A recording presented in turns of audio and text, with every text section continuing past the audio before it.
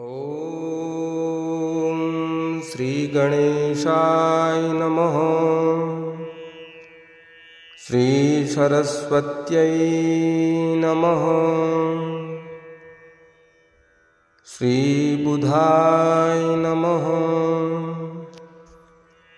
अथ श्रीबुधपञ्चविंशतिनामस्तोत्रम्। बुधो बुद्धिमतां श्रेष्ठो बुद्धिदाता धनप्रदः। प्रियङ्गुकलिकाश्यामः कञ्जनेत्रो मनोहरः। ग्रहोपमो रोहिण्यो नक्षत्रेशो दयाकरः। विरुद्धकार्यहन्ता च सौम्यो बुद्धिविवर्धनः। चन्द्रात्मजो विष्णुरूपी ज्ञानी ज्ञानिनायकः। ग्रहपीडाहरो दारो पुत्रधान्यपशुप्रदः।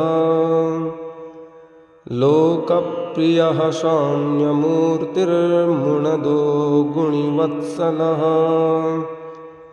पञ्चविंशतिनामानि बुधस्यैतानि यः पठेत्।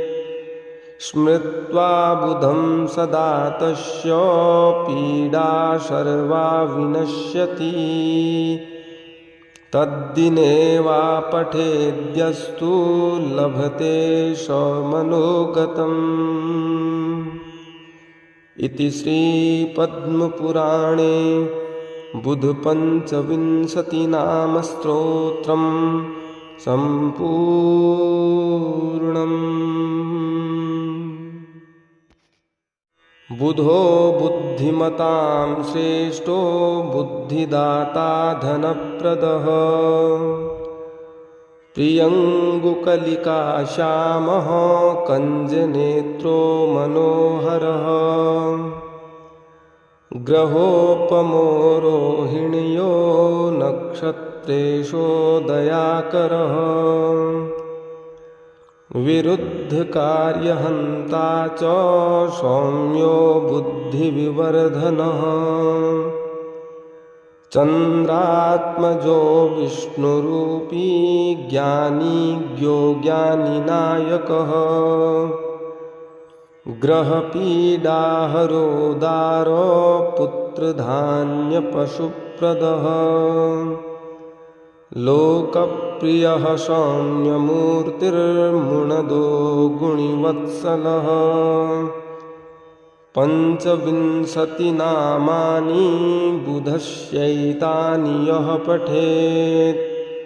स्मृत्वा बुधं सदा तस्य पीडा सर्वा विनश्यति। तद्दिने वा पठेद्यस्तु लभते स मनोगतम्। इति श्रीपद्मपुराणे बुधपञ्चविंशतिनामस्तोत्रम् सम्पूर्णम्। बुधो बुद्धिमतां श्रेष्ठो बुद्धिदाता धनप्रदः। प्रियङ्गुकलिकाश्यामः कञ्जनेत्रो मनोहरः। ग्रहोपमो रोहिण्यो नक्षत्रेशो दयाकरः। विरुद्धकार्यहन्ता च सौम्यो बुद्धिविवर्धनः। चन्द्रात्मजो विष्णुरूपी ज्ञानी ज्ञानिनायकः। ग्रहपीडाहरो दारो पुत्रधान्यपशुप्रदः। लोकप्रियः सौम्यमूर्तिर्मुणदो गुणिवत्सलः। पञ्चविंशतिनामानि बुधस्यैतानि यः पठेत्। स्मृत्वा बुधं सदा तस्य पीडा सर्वा विनश्यति। तद्दिने वा पठेद्यस्तु लभते स मनोगतम्। इति श्रीपद्मपुराणे बुधपञ्चविंशतिनामस्तोत्रम् सम्पूर्णम्।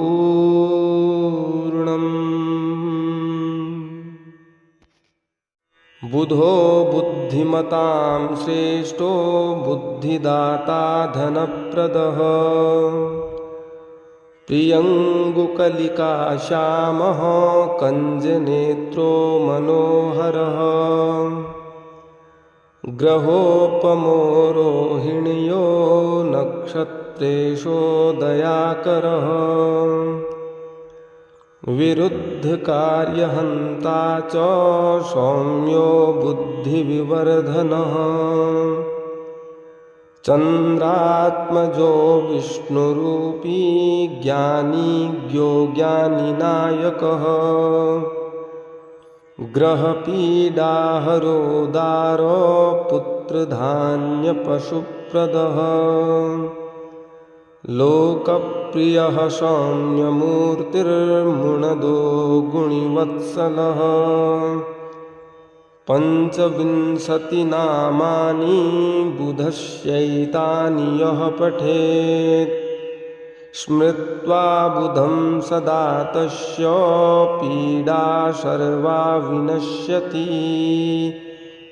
तद्दिने वा पठेद्यस्तु लभते स मनोगतम्। इति श्रीपद्मपुराणे बुधपञ्चविंशतिनामस्तोत्रम् सम्पूर्णम्।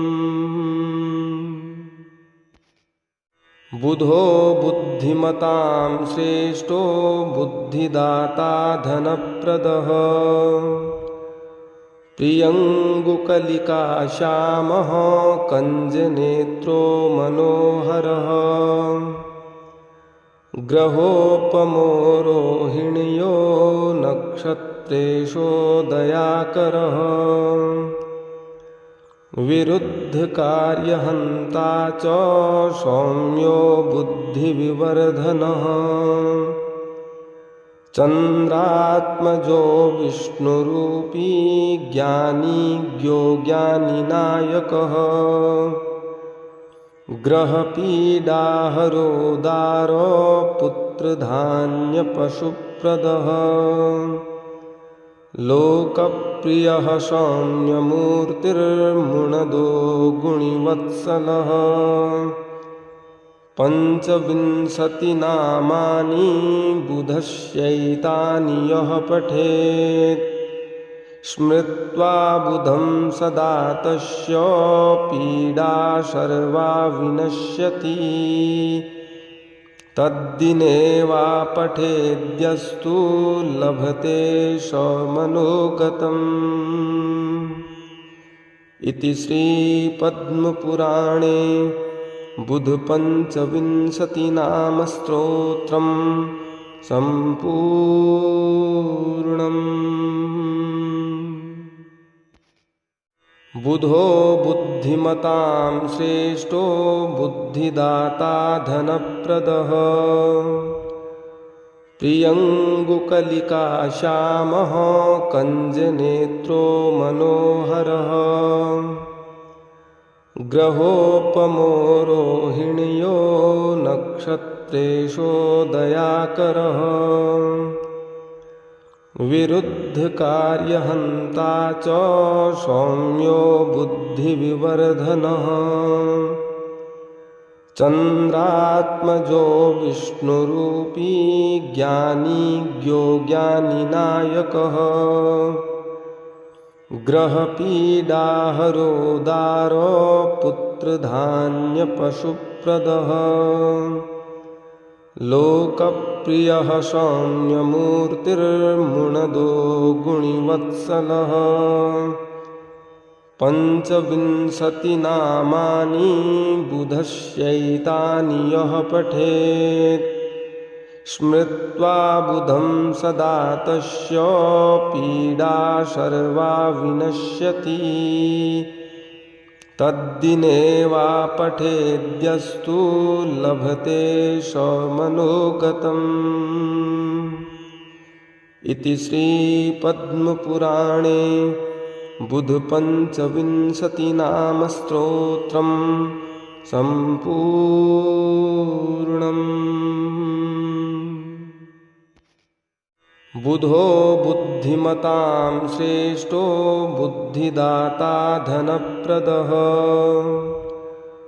प्रियङ्गुकलिकाश्यामः कञ्जनेत्रो मनोहरः। ग्रहोपमो रोहिण्यो नक्षत्रेशो दयाकरः। विरुद्धकार्यहन्ता च सौम्यो बुद्धिविवर्धनः। चन्द्रात्मजो विष्णुरूपी ज्ञानी ज्ञो ज्ञानिनायकः।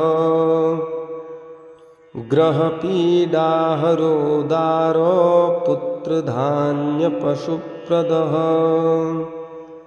लोकप्रियः सौम्यमूर्तिर्मुणदो गुणिवत्सलः। पञ्चविंशतिनामानि बुधस्यैतानि यः पठेत्। स्मृत्वा बुधं सदा तस्य पीडा सर्वा विनश्यति। तद्दिने वा पठेद्यस्तु लभते स मनोगतम्। इति श्रीपद्मपुराणे बुधपञ्चविंशतिनाम स्तोत्रम् सम्पूर्णम्।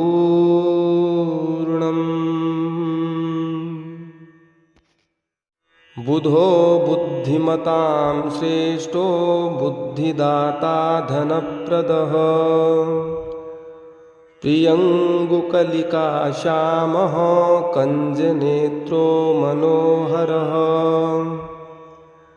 ग्रहोपमो रोहिण्यो नक्षत्रेशो दयाकरः। विरुद्धकार्यहन्ता च सौम्यो बुद्धिविवर्धनः। चन्द्रात्मजो विष्णुरूपी ज्ञानी ज्ञो ज्ञानिनायकः। ग्रहपीडाहरो दारो पुत्रधान्यपशुप्रदः। लोकप्रियः सौम्यमूर्तिर्मुणदो गुणिवत्सलः। पञ्चविंशतिनामानि बुधस्यैतानि यः पठेत्। स्मृत्वा बुधं सदा तस्य पीडा सर्वा विनश्यति। तद्दिने वा पठेद्यस्तु लभते स मनोगतम्। इति श्रीपद्मपुराणे बुधपञ्चविंशतिनाम स्तोत्रम् सम्पूर्णम्। बुधो बुद्धिमतां श्रेष्ठो बुद्धिदाता धनप्रदः। प्रियङ्गुकलिकाश्यामः कञ्जनेत्रो मनोहरः। ग्रहोपमो रोहिण्यो नक्षत्रेशो दयाकरः। विरुद्धकार्यहन्ता च सौम्यो बुद्धिविवर्धनः। चन्द्रात्मजो विष्णुरूपी ज्ञानी ज्ञो ज्ञानिनायकः। ग्रहपीडाहरो दारो पुत्रधान्यपशुप्रदः। लोकप्रियः सौम्यमूर्तिर्मुणदो गुणिवत्सलः। पञ्चविंशतिनामानि बुधस्यैतानि यः पठेत्। स्मृत्वा बुधं सदा तस्य पीडा सर्वा विनश्यति। तद्दिने वा पठेद्यस्तु लभते स मनोगतम्। इति श्रीपद्मपुराणे बुधपञ्चविंशतिनामस्तोत्रम् सम्पूर्णम्। बुधो बुद्धिमतां श्रेष्ठो बुद्धिदाता धनप्रदः। प्रियङ्गुकलिकाश्यामः कञ्जनेत्रो मनोहरः। ग्रहोपमो रोहिण्यो नक्षत्रेशोदयाकरः। विरुद्धकार्यहन्ता च सौम्यो बुद्धिविवर्धनः। चन्द्रात्मजो विष्णुरूपी ज्ञानी ज्ञानिनायकः। ग्रहपीडाहरो दारो पुत्रधान्यपशुप्रदः। लोकप्रियः सौम्यमूर्तिर्मुणदो गुणिवत्सलः। पञ्चविंशतिनामानि बुधस्यैतानि यः पठेत्। स्मृत्वा बुधं सदा तस्य पीडा सर्वा विनश्यति। तद्दिने वा पठेद्यस्तु लभते स मनोगतम्। इति श्रीपद्मपुराणे बुधपञ्चविंशतिनामस्तोत्रम् सम्पूर्णम्। बुधो बुद्धिमतां श्रेष्ठो बुद्धिदाता धनप्रदः। प्रियङ्गुकलिकाश्यामः कञ्जनेत्रो मनोहरः।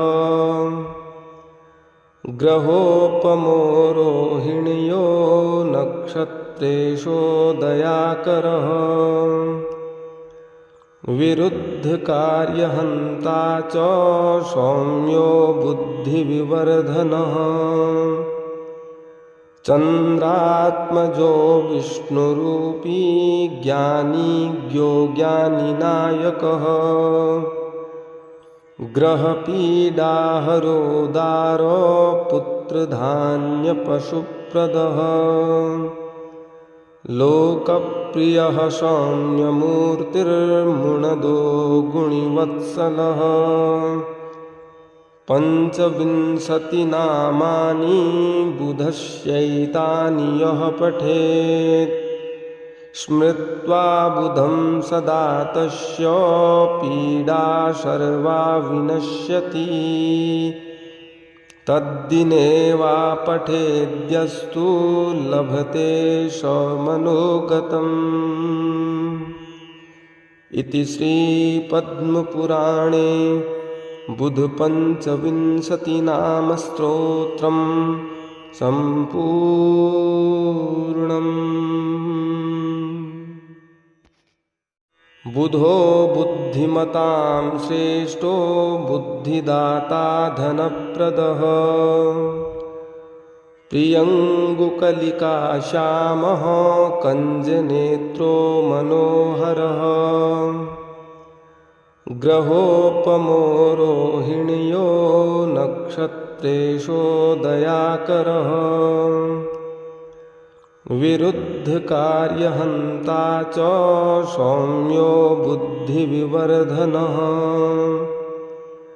चन्द्रात्मजो विष्णुरूपी ज्ञानी ज्ञानिनायकः। ग्रहपीडाहरो दारो पुत्रधान्यपशुप्रदः। लोकप्रियः सौम्यमूर्तिर्मुणदो गुणिवत्सलः। पञ्चविंशतिनामानि बुधस्यैतानि यः पठेत्। स्मृत्वा बुधं सदा तस्य पीडा सर्वा विनश्यति। तद्दिने वा पठेद्यस्तु लभते स मनोगतम्। इति श्रीपद्मपुराणे बुधपञ्चविंशतिनामस्तोत्रम् सम्पूर्णम्। बुधो बुद्धिमतां श्रेष्ठो बुद्धिदाता धनप्रदः। प्रियङ्गुकलिका श्यामः कञ्जनेत्रो मनोहरः। ग्रहोपमो रोहिण्यो नक्षत्रेषु दयाकरः। विरुद्धकार्यहन्ता च सौम्यो बुद्धिविवर्धनः। चन्द्रात्मजो विष्णुरूपी ज्ञानी ज्ञानिनायकः। ग्रहपीडाहरो दारो पुत्रधान्यपशुप्रदः। लोकप्रियः सौम्यमूर्तिर्मुणदो गुणिवत्सलः। पञ्चविंशतिनामानि बुधस्यैतानि यः पठेत्। स्मृत्वा बुधं सदा तस्य पीडा सर्वा विनश्यति। तद्दिने वा पठेद्यस्तु लभते स मनोगतम्। इति श्रीपद्मपुराणे बुधपञ्चविंशतिनामस्तोत्रम् सम्पूर्णम्।